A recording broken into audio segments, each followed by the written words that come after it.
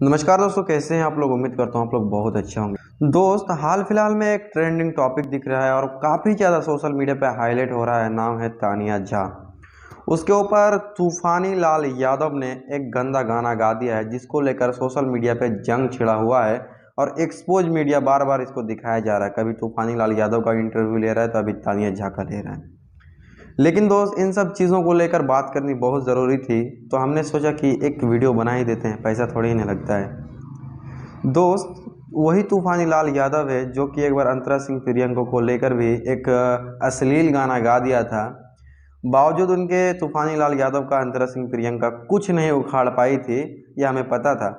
और उखाड़ नहीं पाई थी या उखाड़ी नहीं थी, ये हमको मालूम नहीं है। हमें लगता है एफआईआर हुआ ही नहीं था, क्योंकि भोजपुरी वाले अश्लीलता से चलती है भोजपुरी, और ये लोग अश्लीलता फैलाने की फुल कोशिश करते हैं। दोस्त, हम एक बात कहेंगे कि अगर एक कोई लड़की है तो उसे एक लड़की की मर्यादा में रहना चाहिए। तानिया झा से भी तूफानी लाल यादव ने धोखे से ही गाना गवाया है, और तानिया झा के भी मुंह से हमने बहुत सारे इंटरव्यू देखे हैं।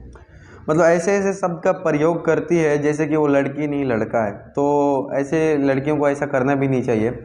और बाकी हम लड़कियों पे सिर्फ इल्ज़ाम क्यों लगाए, जबकि तूफानी लाल यादव ने गलती किया है।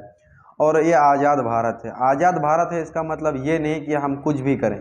हम तानिया झा ने जो किया है वो सही नहीं किया है। बाकी तूफानी लाल यादव, मतलब इसको भोजपुरी इंडस्ट्री में कौन सुन रहा है और इसको भोजपुरी इंडस्ट्री में जगह कौन दिया है, तो हमको समझ में नहीं आ रहा है।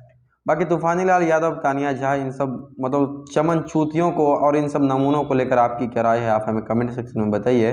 मिलते हैं किसी इंटरेस्टिंग वीडियो के साथ, तब तक के लिए जय हिंद।